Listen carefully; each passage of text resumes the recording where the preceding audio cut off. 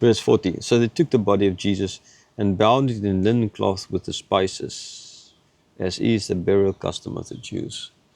Okay, so they took the body, they put the spices on, the linen, everything, as was a custom. Okay, this is not the embalming the way the Egyptians would do it. This is not the mummification. Right, this is embalming of the body. I mean, in the Jewish way, not in their way. Yeah, the rain is starting again. And yeah, as was the custom of the Jews. Verse 41. Now, in the place here where he was crucified, there was a garden. And in the garden, a new tomb, in which no one had yet been laid. Okay, so it does not state here that this tomb belonged to Josephus. Okay? This is, again, we drawing conclusions because Josephus did it and therefore Joseph of Arimathea, he did and therefore it must be his. We don't see it, okay? All that we see, there's this garden, okay, like I'm in a garden now here. And there was this new tomb. Now, as far as I know, there are no tombs in this garden here, in this botanical garden. That's kind of, would be very strange. I mean, it's not that people are buried in places like this, high, important people. Okay, important people are born in important places. And this is what's happening here. There's this garden and there's a tomb, and he's not thrown out. These bones are not thrown out there in the how it's supposed to be done with for a criminal who's been crucified. No, this is a fulfillment of prophecy from Isaiah. He's buried with the rich, in a garden, in a tomb, a hewn-out tomb. Okay, Baptist, not a 2.5 meter deep into the ground kind of tomb, like you proclaimed it. That baptism is a sign of the burial. These guys weren't burned, they weren't buried inside the ground. There's no need to see this as being dumped totally fully underwater, baptismal. Okay, he was put in a hewn-out cave. So in other words, more parallel in ground. They're not inside the ground, but in a cave. Now, so there's this grave, right? And there's a new tomb. No one has yet been laid. Now, why is that important?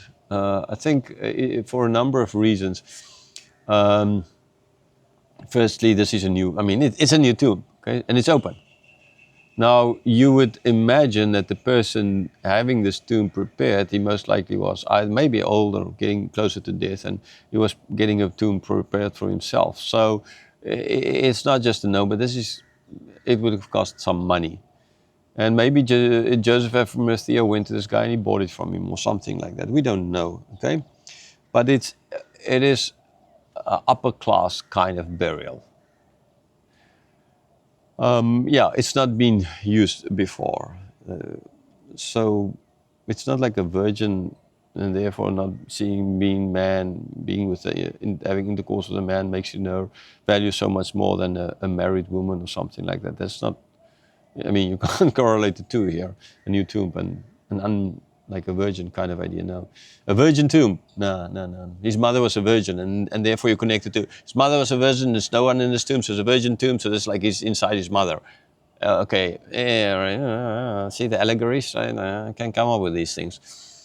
It's easy. No, I think the more important aspect of it is just to show the worth of the tomb, which is opposite of what they would have expected for Jesus to be buried. It's like I mentioned earlier in this, me sitting here in a bamboo place would be total opposite of where Pilate would have been when they went to ask for his body.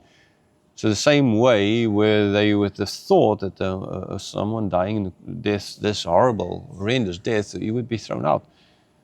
Okay, no, he ends up in a tomb that was never used by anyone, in a very specialized tomb, but privileged position, which is a fulfillment of prophecy. It's not stated here.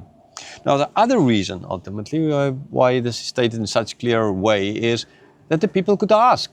Okay, I said earlier that faith is not based upon, if I say, believe me and step off this thing and there's a bridge under you, Indiana Jones looking at you, then, Now, if I know who's telling me, and I know this person is not making a joke, I know the person, then yeah, I might do it. But if an unknown person comes around you and telling me that, I'm like, going to be very skeptical about this. Nah, no way, thank you, I need proof. Okay. So these people could have easily gone to anyone and asked him, so where is Jesus buried? There. It's not an unknown truth, it's an unknown tomb even. They know, they would have known. They put soldiers there to guard it. So it shows again just the fact that this didn't happen there in a way out of the sight. It happened, and they could have easily cleared the facts, made sure about the facts, and then believe because they can see it's true.